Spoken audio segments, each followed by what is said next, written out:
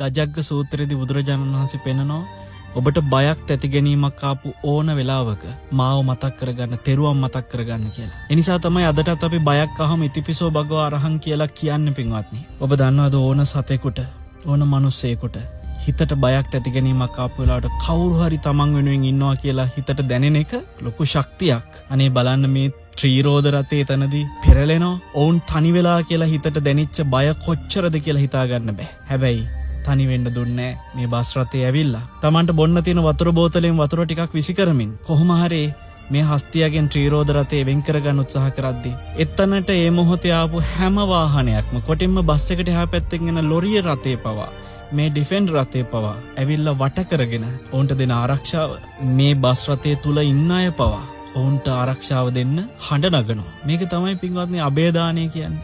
බයෙන් මුදව ගන්න අබේදානයක් නෙමෙයිද මේ?